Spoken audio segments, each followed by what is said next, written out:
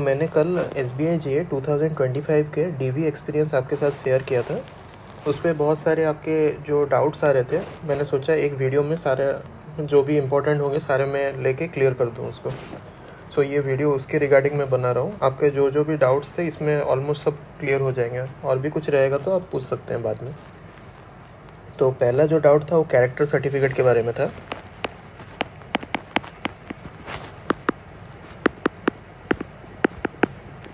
तो character certificate का जो आपका बोल रहे थे कि कैसे बनाना है और कहाँ से, देखिए आपका उसमें दो वे से ये हो सकता है। एक तो है आपका 2 गैजेटेड अगर आप कर दे रहे हैं, 2 गैजेटेड ऑफिसर से अगर आप करवा लेते हैं, ठीक है ना, तो ये आपका हो जाएगा और कुछ चाहिए नहीं होगा। अगर आप एक गैजेट ऑफिसर और एक बैंक ऑफिसर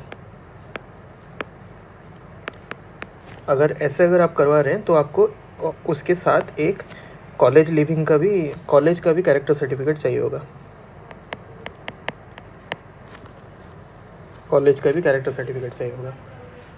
इसी अकॉर्डिंग आपका होगा। कैरेक्टर सर्टिफिकेट के लिए आइदर 2 गैजेट ऑफिसर का करेंगे, नहीं तो एक गैजेट ऑफिसर, एक बैंक ऑफिसर और एक कॉलेज का। अब और एक जो डाउट था वो मेडिकल कहाँ होगा।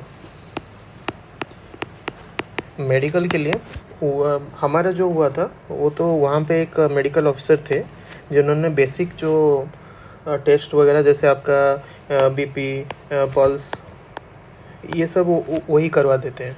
और उसके बाद वो एक आपको दे देते हैं एक लिस्ट जो आपको करवाना पड़ेगा, और वो लोग वहाँ पे मेंशन भी कर देते हैं कि कहाँ से ये सब होगा भी।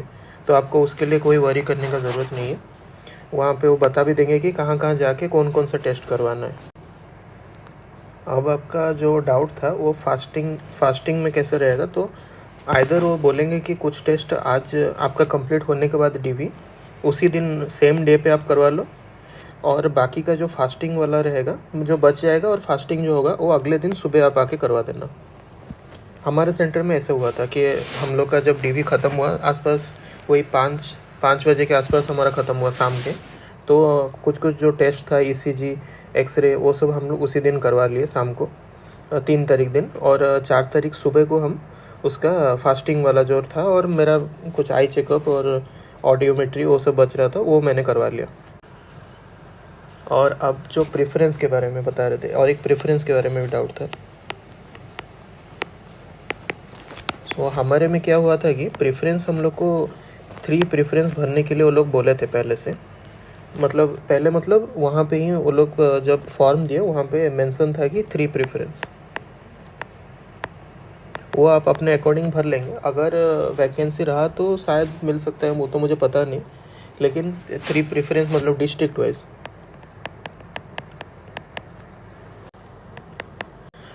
वाइज वो करवा रहे हैं 3 प्रेफरेंस। और अभी क्या है कि प्रेफरेंस का यही था और कुछ नहीं है। वो आपको कुछ वरी करने का नहीं है। आप अगर घर से अगर जा रहे हैं तो वहाँ पे मिलेगा शायद प्रेफरेंस आपको भरने के लिए, वो आप 3 प्रेफरेंस सोच के रखिएगा। और रेफरेंस जो था, रेफरेंस के बारे में भी डाउट आ रहे थे। रेफरेंस के बारे में बता रहा हूँ, जैसे कि आप रेफरेंस में कुछ भी आप किसी दो पर्सन्स का जो भरेंगे वो आपके बस क्लोज रिलेटिव्स नहीं होने चाहिए।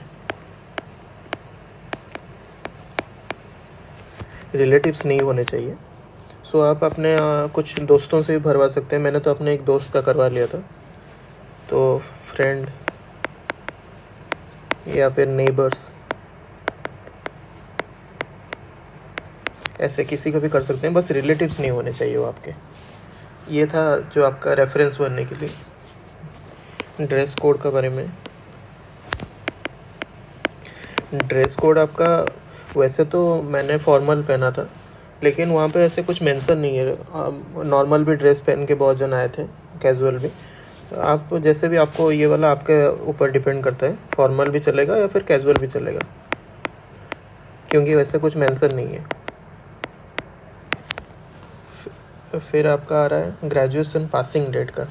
वो एक डाउट आया था कि ग्रेजुएशन अगर कुछ पासिंग डेट में अगर अलग अलग अगर हुआ है तो क्या करना है।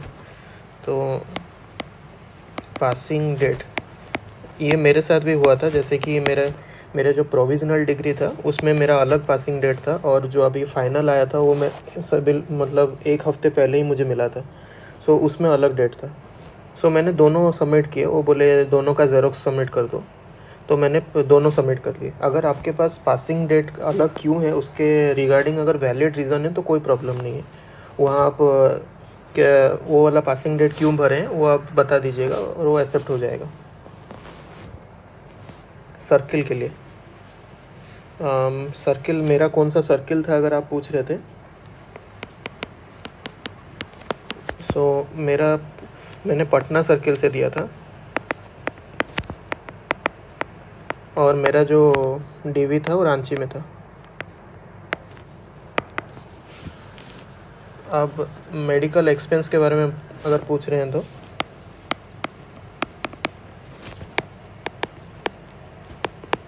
मेडिकल एक्सपेंस में मेरे जो टोटल आए थे वो तो मतलब आपका तो वेरी करेगा कहाँ कैसा रहता है। तो मेरा जो हुआ था वो अराउंड 7,700 के अराउंड कॉस्ट आया था। वो आपका, लेकिन ये मतलब ऐसे फिक्स नहीं है, वो आपका डिपेंड करता है, कम ज़्यादा हो सकता है इस पर। मेरा इतना कॉस्ट आया टोटल।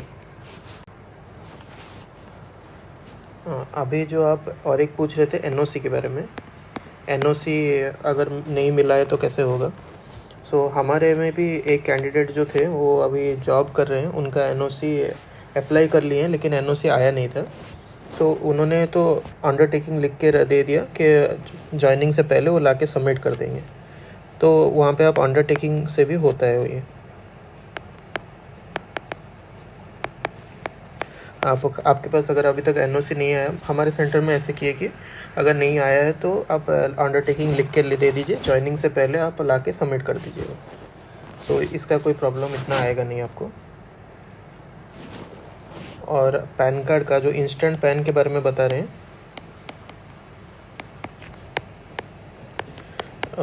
पैन कार्ड का वैसे तो ज़्यादा मैंने किसी को देखा नहीं, लेकिन एक कैंडिडेट से मैंने बात किया था, उनके पास भी पैन कार्ड नहीं था लेकिन उनको कोई प्रॉब्लम नहीं आया। उनके पास भी ऐसे ही इंस्टेंट पैन वो लेके आए थे, उनका तो डीवी में कोई प्रॉब्लम नहीं आया, जितना मुझे पता है उनका कोई इश्यू नहीं आया इस पर।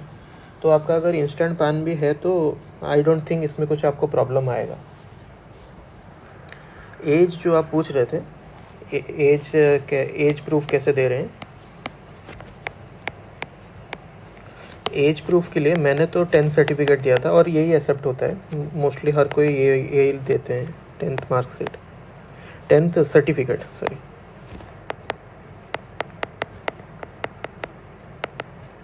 आप 10th सर्टिफिकेट से एज प्रूफ भी दीजिएगा और सर्टिफिकेट जो पूछ रहे हैं वो भी आप सबमिट कीजिएगा। और हाँ, हर जो डॉक्यूमेंट्स मैंने बताए थे, हर डॉक्यूमेंट का आपको ओरिजिनल और उसका ज़ेरॉक्स फ़ोटोकॉपी सबका, मतलब 10th का मार्कशीट और पासिंग सर्टिफिकेट दोनों चाहिए। मतलब हमें तो मिला था दोनों। अगर आपका अगर कुछ अलग रहेगा वो तो उनको बता दीजिएगा, वहाँ पे एक्सेप्ट करते हैं, वैसे कोई प्रॉब्लम नहीं होगा। मेनली आपका इतना पैनिक करने का कोई बात नहीं है, आपका डीवी में कोई भी इशू नहीं आएगा, वहाँ पे स्टाफ्स बहुत सपोर्टिव होते हैं, वैसे कोई भी वो आपको प्रॉब्लम नहीं क्रिएट करेंगे। कुछ अगर प्रॉब्लम भी रहेगा तो वो सॉल्व करने का पूरा कोशिश करते हैं आपके साथ, तो बहुत कोऑपरेटिव स्टाफ होते हैं, कोई प्रॉब्लम नहीं आएगा इसमें। तो आप ज़्यादा इसके बारे में चिंता मत कीजिए, आराम से जाइए और हो जाएगा डीवी, कोई प्रॉब्लम नहीं आएगा। और हाँ, एक बात है जो मैंने कल एक बताया था, वो जो कॉल लेटर मैंने बोला था उसका मतलब है कि जो ऑफ़र लेटर आपको रिसीव हुआ है मेल पे, ऑफ़र लेटर जो आपको मेल पे रिसीव हुआ होगा, पहले तो आपको एक मेल पे आया होगा जो आपका सिलेक्शन के बाद ही एक मिला होगा, वो 3-4 दिन के बीच में जो सबको आया था मेल। और अभी जो पोस्ट वाला जो मेल आया होगा, पोस्ट में अगर नहीं मिला होगा तो उसका एक कॉपी भी मेल पे आपको सेंड किया गया होगा। तो वो दोनों आपको लेके जाना है, जो आपको मेल पे रिसीव हुआ था और जो पोस्ट मतलब अगर पोस्ट का नहीं भी आया है तो उसका एक कॉपी मेल भी होगा। बस ये 2 कॉपी लेना है। ये थोड़ा कंफ्यूज लग रहा था, मैंने भी नहीं लिया था इसका, एक ही कॉपी लेके गया था, लेकिन वहाँ पे मांग रहे थे 2 कॉपी के लिए। तो आप करवा लीजिए, क्यों अगर मांगेंगे भी तो आपके पास रेडी रहेगा। बस इतना जो जो मुझे इम्पोर्टेंट लगा था, जो जो बताने का ज़रूरत था, मैं बता दिया हूँ। और भी कुछ डाउट हुआ तो आप पूछिएगा, वो भी मैं क्लियर कर दूँगा। ये आपके अकॉर्डिंग देख लीजिए, जो जो भी डाउट्स होगा मैं ऑलमोस्ट सब क्लियर कर दिया हूँ इसमें। और अगर आपको ये हेल्प कर रहा है तो आप इसको लाइक और सब्सक्राइब कर दीजिएगा, क्योंकि मैं आगे भी एलपीटी और जॉइनिंग का जो भी होगा वो मैं आपके साथ शेयर करता रहूँगा। सो आपके पास जल्दी से इन्फॉर्मेशन पहुँच जाएगा। Thank you.